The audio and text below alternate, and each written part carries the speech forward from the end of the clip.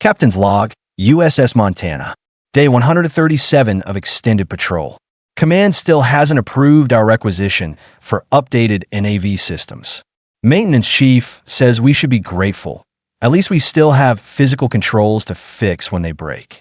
The voice belongs to Captain Eleanor Martinez, 20-year veteran of the United Earth Space Force and commander of what many considered the embarrassment of the fleet.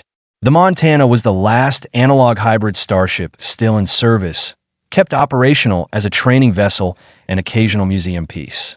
While modern warships boasted fully integrated AI systems and thought-controlled interfaces, the Montana relied on physical switches, manual backups, and technology considered obsolete for decades. No one could have predicted this outdated design would become humanity's last hope.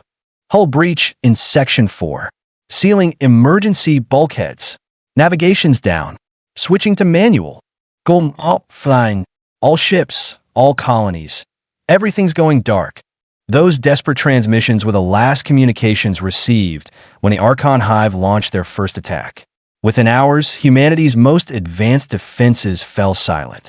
Colony after colony, ship after ship, anything with integrated neural tech or quantum processing simply stopped. The Montana was 3 days out from Earth on a routine patrol when the attack began. By the time they reached home, the orbital defense grid had collapsed. Massive Hive vessels hovered above major cities. Ground reports described mechanical drones systematically targeting infrastructure and military installations. Resistance was minimal. Most weapon systems have been rendered useless. Tactical, what am I looking at? Captain Martinez's voice remained steady despite the apocalyptic scene before them. Lieutenant Commander Rashid, tactical officer, studied his displays. Actual physical screens rather than the neural projections used on modern vessels. 5 Hive motherships in high orbit. Hundreds of smaller craft. Earth defense forces appear completely neutralized. No response on any channel. And us? Why are we still operational? The ship's engineer, Chief Gloria Chun, had an answer that would change everything. Captain, I think it's because we're obsolete. The Montana systems are isolated. We're running on hardwired circuits and hydraulic backups. Whatever knocked out the fleet doesn't affect us. In that moment, Martinez understood the impossible position they were in. Her outdated, under-equipped vessel was possibly the last functional military ship in Earth space. And no one, including the enemy, had noticed them yet. All hands to battle stations. Quietly, that decision, to fight rather than flee, wasn't just brave. It was the beginning of humanity's most unlikely resistance. The Montana's first advantage was surprise. The Archon Hive, a collective intelligence that expanded through technological assimilation, had neutralized Earth's defenses using sophisticated disruption fields that targeted quantum processors and neural interfaces. Their strategy was perfect against modern systems. But they never accounted for technology so primitive it was invisible to their scans. Martinez ordered the Montana to maintain distance, observing the enemy while running passive scans. For 3 days, they studied the invaders, watching patterns emerge. The Hive operated with perfect synchronization, suggesting a centralized command structure. Their ships pulsed with energy at regular intervals, some kind of communication or power distribution. They're networked, concluded Martinez. Their strength is their connection, but that might also be their weakness. The plan they developed was desperate, possibly suicidal. The Montana would use its obsolete status to get close to the main Hive vessel and deploy a makeshift weapon, an electromagnetic pulse powerful enough to disrupt their coordination. Not sophisticated enough to be detected by Hive defenses, but potentially disruptive to their network. This is insane, muttered Commander Rashid as they finalized preparations. We're attacking an armada with the equivalent of a slingshot. Martinez's reply became famous in the years that followed. Sometimes the oldest tools work when nothing else will. The Montana approached under minimal power, its outdated propulsion signature barely registering among the debris of destroyed Earth vessels. Their target, the largest Hive ship positioned over what used to be the Atlantic Naval Command. As they closed distance, tension on the bridge reached breaking point. 300 kilometers to target. No indication they've spotted us. 200 kilometers. Still clear. 100 kilometers. Wait, energy spike. They're scanning us. It was the moment of truth. Had the Hive detected them? Would they be destroyed before they could deploy their makeshift weapon? The answer came seconds later as a massive energy beam lanced out from the Hive vessel and passed harmlessly over them. The Hive's targeting systems, calibrated for advanced technology, couldn't properly lock onto the Montana's primitive hull configuration. They can't see us properly, realized Martinez. Push engines to maximum. Get us under their main vessel. What followed was a sequence that military historians now study religiously. The Montana, using manual targeting systems operated by human eyes and hands rather than AI, positioned itself directly beneath the Hive mothership's central node. There, they deployed their secret weapon, not a sophisticated virus or quantum disruptor, but essentially a massive jury-rigged EMP device created by overloading their own backup power systems. All hands brace for impact. Powering down essential systems. Preparing to detonate in 3, 2. The resulting electromagnetic pulse was crude but effective. It cascaded through the Hive vessel systems, temporarily disrupting the network connection between the mothership and its drones. For 7 crucial minutes, the perfect coordination of the Archon Hive fractured, but Martinez knew it wouldn't be enough. The Hive would adapt, recover. The Montana had revealed itself and would soon be destroyed, unless they pressed their advantage. All power to weapons. Target their central communication array. Fire everything we've got. The Montana's weapons were outdated but functional. Conventional missiles and railguns, technology the Hive had dismissed as irrelevant, slammed into the temporarily vulnerable mothership. Critical systems, momentarily unprotected, sustained damage before adaptive shields could recover. For the first time since the invasion began, the Archon Hive experienced something unfamiliar: uncertainty. The mothership's retaliation was swift but imprecise. Energy weapons designed to counter advanced defense systems struggled to track the Montana's unpredictable, manually controlled evasive maneuvers. The human crew, operating on training and instinct rather than computer assistance, achieved what AI-driven systems couldn't: genuine unpredictability. Port thrusters failing. Hull integrity at 62%. They're adapting to our position. We need to move. I can't give you more power, Captain. We're running on emergency reserves.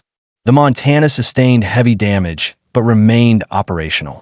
More importantly, their attack had revealed something crucial.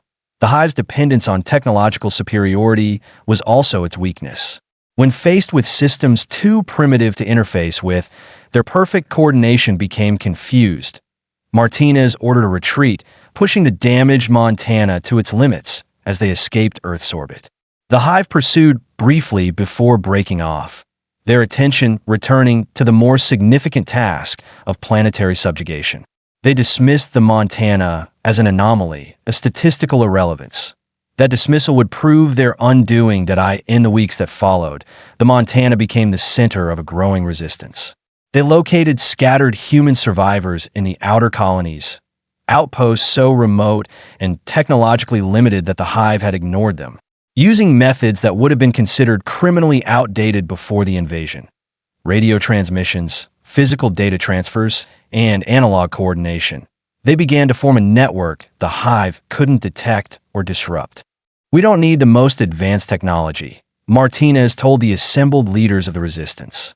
"We need technology the enemy can't control. Sometimes moving backward is the only way forward." Their strategy evolved: recover and repurpose pre-neural interface technology.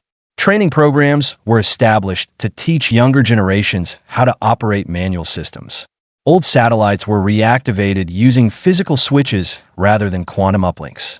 Communication methods abandoned decades ago, including actual physical messengers, became their information network 0.6 months after the initial attack. The resistance launched Operation Retrograde, the first coordinated counteroffensive against the Archon Hive. Their weapons weren't impressive by modern standards. Retrofitted mining vessels, manually guided missiles, even modified civilian ships equipped with makeshift weapons. But they shared one crucial characteristic. None relied on the advanced systems the Hive could disable or control. The Montana, patched together with salvage parts, led the assault on a key hive processing facility in the asteroid belt. Their approach was detected early, the element of surprise lost now that the hive recognized their threat potential. They're tracking us. Multiple hostiles moving to intercept. Evasive maneuvers, just like we practiced. What the hive didn't understand was that humans had been practicing unplugged operations for months. Every crew member could function without computer assistance. Every system had manual backups. When the hive deployed their technology-disrupting field, the expected paralysis didn't occur. The battle was chaotic, brutal, and unlike anything in recent military history. Modern combat had become surgical, algorithmic, with AIs calculating optimal firing solutions and casualty projections. This was something else entirely. Humans making split-second decisions based on instinct and training, accepting imperfection as the price of unpredictability. Their synchronization is breaking down, reported Commander Rashid as the Montana pushed through the hive's defensive screen. They can't predict our movement patterns. Martinez saw the opportunity. All ships, focus fire on their central command node. Don't give them time to adapt. The processing facility, critical to the hive's expansion, wasn't equipped to handle uncoordinated attacks from multiple vectors. Its defenses, optimized for countering sophisticated threats, struggled against the primitive but effective assault. When the Montana delivered the killing blow, physically ramming an explosive-laden shuttle into the facility's main reactor, the entire structure collapsed. That IT was humanity's first victory against the Archon Hive. Small, costly, but significant, and it revealed the path forward. The war that followed lasted 3 years. The Archon Hive, for all its technological superiority, couldn't adapt to humanity's deliberate technological regression. Each time they developed countermeasures against one form of obsolete technology, humans would deploy something even more primitive and unexpected. The Montana itself became a symbol, the obsolete design that inspired resistance cells across the colonies. Captain Martinez's tactical manual, handwritten on actual paper, became the foundation of a new military doctrine. Modern warships were retrofitted with manual backups and isolated systems.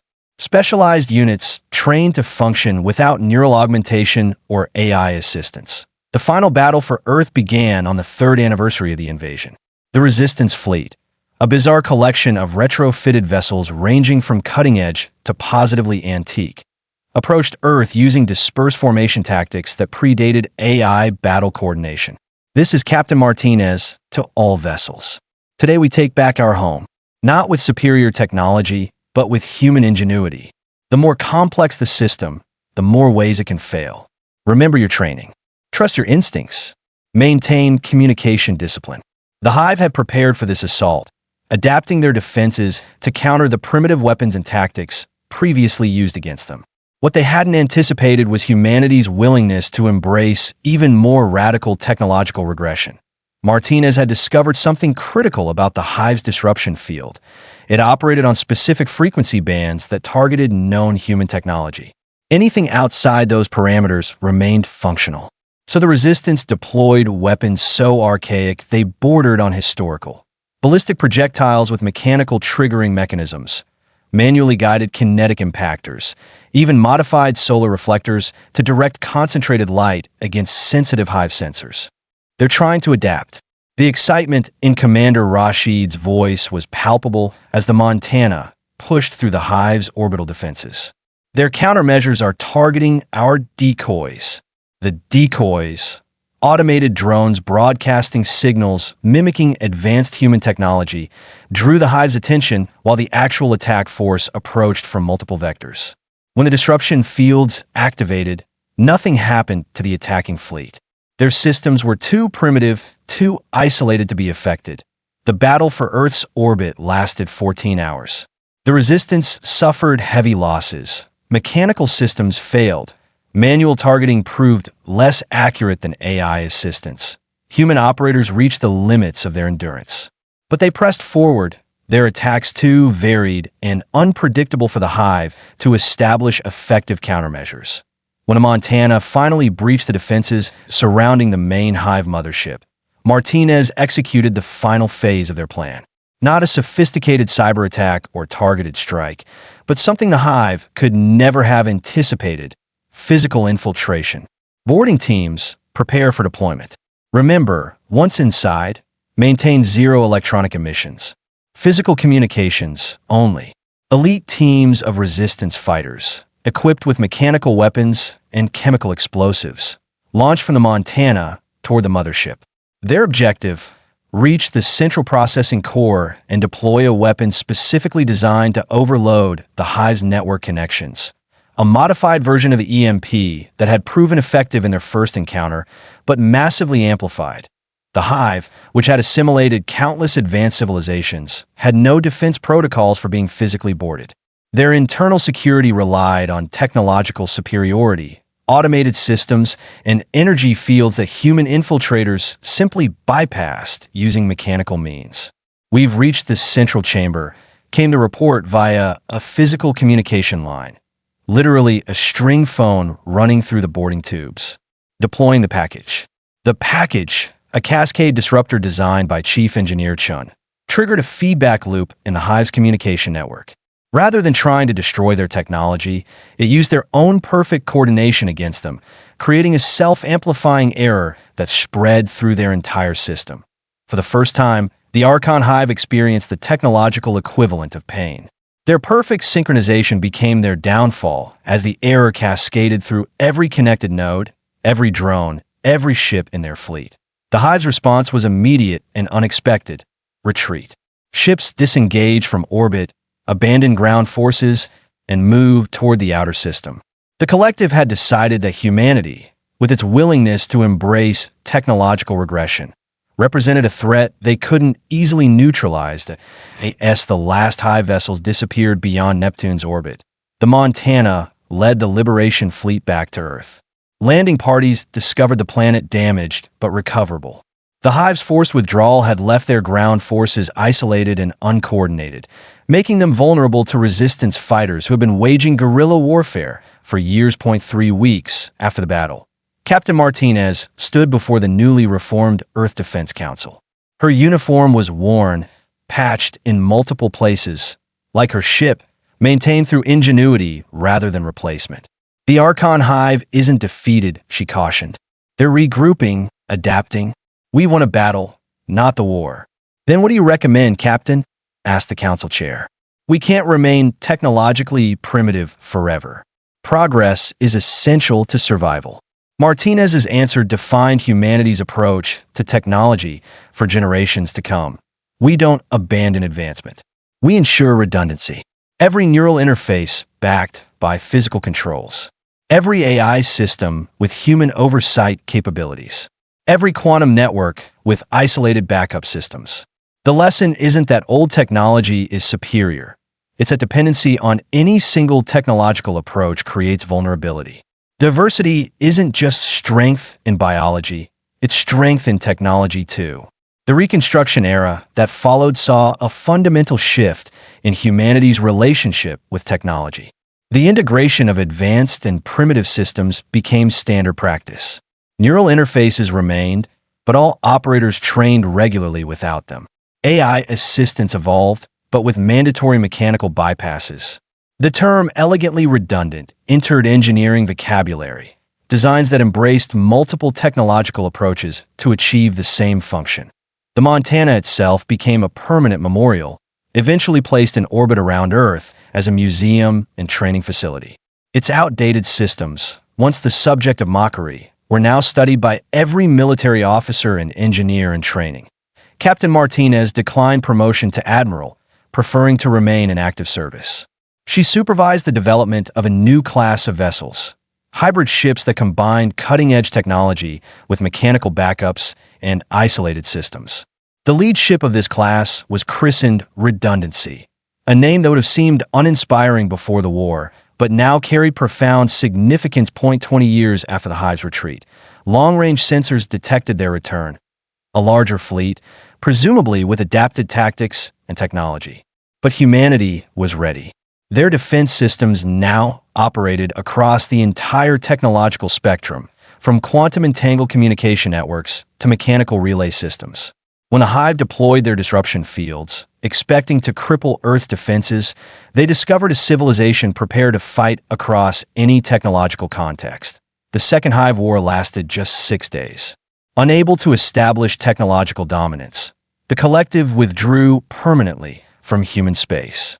Intercepted communications suggested a new classification for humanity in their collective knowledge: technologically unpredictable, integration inadvisable. Captain Martinez, by then in her final year before retirement, received the transmission with quiet satisfaction. "They finally understand," she told her crew. "Our greatest strength isn't our most advanced technology. It's our ability to function without it when necessary." Today, the principles established during the Hive War inform all aspects of human technological development. The term Montana Protocols refers to the requirement that all critical systems maintain functional independence across multiple technological generations.